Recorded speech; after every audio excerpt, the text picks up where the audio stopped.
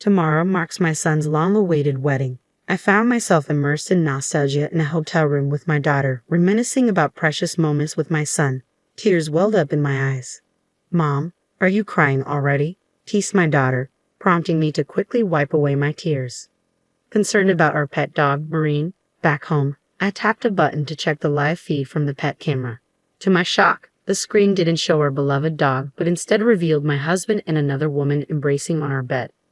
My daughter, curious about my stunned reaction, peered at the smartphone and exclaimed, "This is Isabella." Isabella was none other than my future daughter-in-law. Taking the smartphone from my son's selfie stick, my daughter turned to me with a serious expression. "Let's reveal this tomorrow." I hesitated, not wanting to spoil my son's special day, but a chilling phrase from the smartphone made me accept my daughter's proposal. "I'm going to expose everything to everyone. My name is Olivia. I'm a 51-year-old housewife, living an ordinary life. For the past decade, I've worked part-time as a cashier, earning respect as the longest-serving employee. My husband Jacob recently turned 60 and works in an office. We met at work, where he trained me. His dependable nature drew me in, and after marriage, he became increasingly patriarchal, avoiding household chores due to work demands. We have 2 children, Noah, a reserved yet now assertive young man, and Emma, soon to graduate and start her career. Noah has been dating Isabella since high school, and she's practically family. Despite our initial joy at Noah's impending marriage, Isabella's behavior grew erratic. Suspicion gnawed at me, and one afternoon, returning from work, I found Jacob and Isabella oddly together in our living room, her hair still damp. "What's going on? Jacob, why aren't you at work?" I demanded, unsettled by their uneasy silence. "I apologized for intruding while you were out, even using the shower and borrowing some of Noah's clothes. I'm sorry for the inconvenience, especially since Jacob should be at work," Isabella said timidly. "It's all right, Isabella. Don't worry. We're going to be family soon, so there's no need to be so formal," I reassured her. She brightened up immediately and hugged me warmly. Isabella's outgoing nature made physical affection like this quite common, so I accepted it easily. "Isabella is really sweet. I wish she'd hug me too," I thought to myself, prompting her to retort playfully, seeming somewhat pleased by the interaction. Despite any misgivings, I assured myself nothing untoward could happen. Isabella soon left, mentioning she was going home. However, she began visiting our house more frequently when Noah wasn't around. "Hey Jacob, Isabella has been coming over quite often lately, hasn't she?" I asked one evening. "Well, Noah's always working late. She must get lonely. Isn't she adorable, like a real daughter?" Jacob replied casually.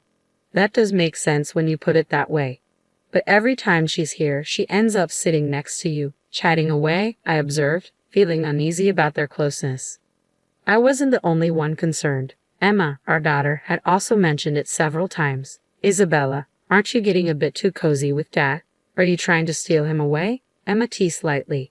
"That's not what I mean," Emma protested, her voice rising in frustration. Isabella giggled and clung to Jacob in a playful, childish manner that he indulged. Witnessing this odd scene, Emma and I began to feel increasingly uncomfortable around Isabella. Eventually, when our son Noah finally had a day off, we decided to go wedding dress shopping. I had initially thought it would just be Noah and me going to choose a wedding dress with Isabella, but she insisted we all come along to help her decide. My husband, delighted by her request, readily agreed. Thus, Jacob and I joined Noah and Isabella on the dress shopping expedition. In the fitting room, Isabella tried on dress after dress, asking for our opinions each time. Emerging from behind the curtain, our future daughter-in-law looked stunning. Her tall, slender frame complemented the dresses perfectly, drawing admiration from all of us, especially Noah, who was completely smitten. He was so overcome with emotion that tears streamed down his face, creating a warm and joyful atmosphere that even the sales associate couldn't help but join in. However, the mood was abruptly interrupted by a certain action from my husband. "She really is beautiful, especially that waistline. It's perfect," Jacob remarked, stepping closer to Isabella and gently touching her waist. "Dad, what are you doing?" Noah exclaimed, visibly surprised, and I shared his bewilderment. Isabella, though, burst into laughter. "Jacob, you're so naughty," she teased playfully. "Oh, really? My apologies then," Jacob chuckled, seemingly unfazed by the awkwardness he caused. Isabella laughed along with him. But I couldn't shake off my discomfort with her response, nor could Noah, who frowned deeply. When Isabella returned to the fitting room for another dress, and Jacob excused himself to the restroom, Noah took the opportunity to share his concerns with me. Mom, I've been so busy lately, but Isabella's been hard to reach. We used to text all the time, but now it's like she's avoiding me. I have a bad feeling about this. What do you think? As I tried to address my son's evident concerns, I replied, I think it's okay, isn't it? After all, Isabella comes over to our house every day. Every day? Noah seemed taken aback. I didn't realize. She comes for dinner every day and gets along so well with Dad. They even drink together. Realizing the weight of Noah's words, I fell into deep thought. I wanted to discuss his worries further, but Isabella emerged from the fitting room, interrupting our conversation. From then on, she continued to frequent our home, often occupying the spot next to my husband. Initially, she would avoid being around when Noah was present, but recently, she sat close to Jacob regardless of our son's presence. Emma, our daughter, frequently expressed dissatisfaction with this situation. However, every time she voiced her concerns, my husband would become defensive, which only made matters worse. 3 days before the wedding, our son and Isabella surprised us with a hotel stay voucher. The room was located above the banquet hall where the reception would take place, offering us a luxurious stay on the wedding day. Originally intended for 2 people, Emma was supposed to stay home. But due to an unexpected business trip for my husband the day before, Emma and I ended up going together. The hotel was exquisite, and our room was wonderfully appointed. Emma and I delighted in the luxury and hospitality, and after a satisfying meal, we collapsed onto the bed, anticipating our son's wedding the next day. In the hotel room with Emma, memories of my son flooded my emotions, bringing tears to my eyes. Mom, are you crying already? Teased Emma, prompting me to quickly wipe away my tears. Concerned about our pet dog, Marine, left at home, I checked the live feed from the pet camera. To my shock, it wasn't our dog on the screen, but my husband embracing a woman on our marital bed. Petrified, I stared at the smartphone, and Emma, intrigued by my reaction, glanced over and exclaimed, It's Isabella. Emma snapped the smartphone from my hands, her expression serious. We should show this tomorrow. Though I knew revealing this would mar what should have been a joyful occasion, a certain phrase from the smartphone compelled me to agree with Emma's suggestion. The next morning, the newlyweds visited our room. Our son appeared somewhat tired, likely from working late the previous day, while his wife seemed cheerful. Oh, my father-in-law isn't here yet? I hope he's not too tired, Isabella remarked casually. Under normal circumstances, it would have been innocuous, but after witnessing yesterday's revelation, the implied meaning made me feel queasy. Oh, Olivia, are you feeling unwell? I'm worried. Please don't collapse during the reception, Isabella continued cheerfully, unaware of Emma's glaring stare as she supported me.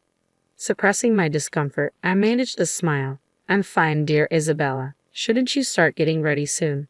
All right then, I'll go get him ready, Isabella said, pulling our son along as they left. After they departed, Emma and I headed to meet the wedding coordinator. Congratulations on the marriage, the coordinator greeted us. Thank you, I replied, trying to maintain composure amidst the swirling emotions. I made a last-minute request, which was quite unusual, to the wedding coordinator. I wanted to play a video with music during the wedding vows. Surprisingly, the coordinator readily agreed.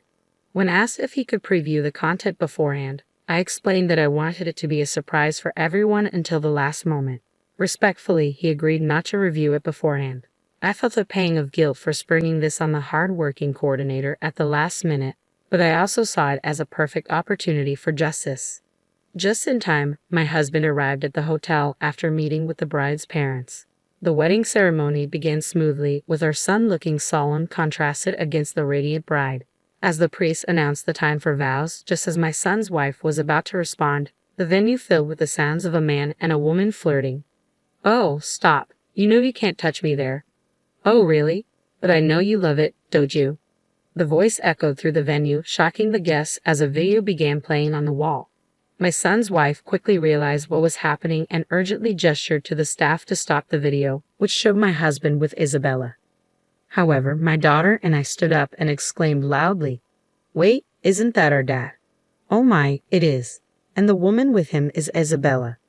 The guests buzzed with shock and confusion. My husband, pale and petrified, tried to pull me down to sit, but I shrugged him off, continuing to talk loudly with my daughter. Wait, they're both naked. And isn't that our parents' bedroom? You're right. I've never seen your father-in-law and daughter-in-law so close on a bed. Both my husband and my son's wife turned pale at our comments. The panicked staff tried to stop the video, but the guests prevented them, and it continued to play loudly without interruption. Then a bombshell dropped in the video. Actually, I'm pregnant. I was planning to announce it at the wedding tomorrow, but I think it might be your child. That's great. It'll be fun if Noah ends up raising my child. And when the child is born, we can have another one. The venue erupted in disbelief and chaos as the guests reacted to the shocking revelations in the video. I felt a throbbing headache building from this surreal drama unfolding around us. The guests were stunned and started whispering amongst themselves. My son's wife attempted to stop the audio herself, but her elaborate dress hindered her efforts, causing her frustration to grow as the video continued to play. Stop it, Jacob, she exclaimed in vain. Haha, maybe I should suggest we all live together and leave all the housework to the old hag. My husband's voice echoed through the venue. That old hag he's referring to is me. How rude, I commented to my daughter, who sympathized before adding, Yeah, Mom, I feel sorry for you, but wow, those two are really going at it, aren't they? The guests chuckled at my daughter's blunt observation, while both my husband and my son's wife blushed deeply. As the video finally ended, a heavy silence fell over the room. The first to break it was my son's wife, her typically beautiful face contorted in anger, breathing heavily. My husband stood up defensively, trying to explain, It's not what it seems. You're misunderstanding. Ignoring his excuses, I turned to my daughter and remarked, That old hag he mentioned. That's me. Can you believe it? Before I could contain my amusement, loud laughter erupted from the front of the room. It was my son. All eyes turned to him as he laughed uncontrollably, seemingly losing his composure. After a hearty laugh, his expression suddenly turned serious. I knew about Dad's affair with Isabella. I was genuinely surprised by this surprise from you, Mom, and everyone else, he admitted. But Dad's excuse, he continued, barely able to contain his laughter. I can't help but laugh at it. Wait, what do you mean you knew? His wife exclaimed, clutching onto him in disbelief. Brushing her aside, my son retrieved an envelope from his pocket and tossed its contents towards the guests. What? What is this?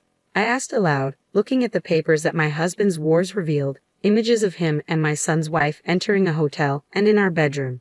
My son then turned towards the priest and addressed the guests, his voice now serious and composed. Thank you all for attending our divorce ceremony today, he announced calmly. The reception following this will be a dining event. Please enjoy your meal.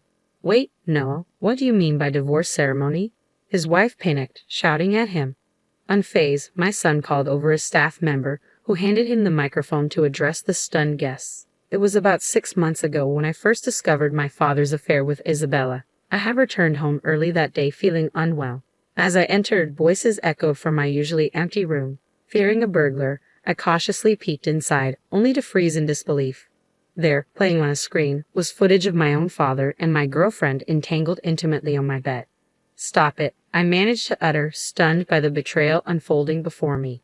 Ignoring my feeble protests, my father grinned broadly, confronting his wife with a folder he retrieved from the cabinet. Here, we'll settle the details later, but for now, sign the divorce papers, he insisted coldly, as his wife pleaded tearfully. I don't want a divorce. I'm sorry, I love only you, she pleaded desperately. Despite her pleas, he remained stoic, pushing the pen towards her. The tense exchange continued until Isabella's father burst into the room, his face contorted with fury. Isabella, sign those papers now, he bellowed, enraged by the betrayal.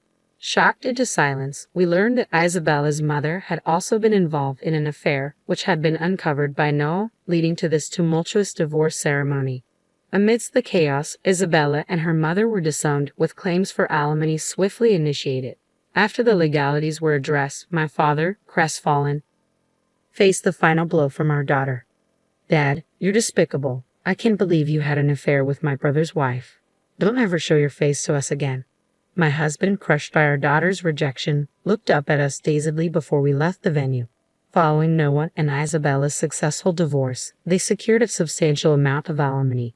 Isabella's father pledged to cover the costs, even as Isabella and her mother worked tirelessly to repay their share.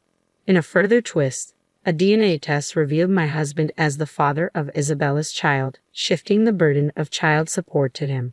Despite his financial struggles, my husband's deceit at work led to his dismissal, leaving him alone in a small apartment, juggling multiple part-time jobs. We eventually sold our home and relocated near our son, finding solace in a new apartment where laughter fills our days. Recently, our daughter introduced her college sweetheart, a kind and supportive man who has brought her joy amidst the recent turmoil. We look forward to the happiness ahead, grateful for the laughter that now defines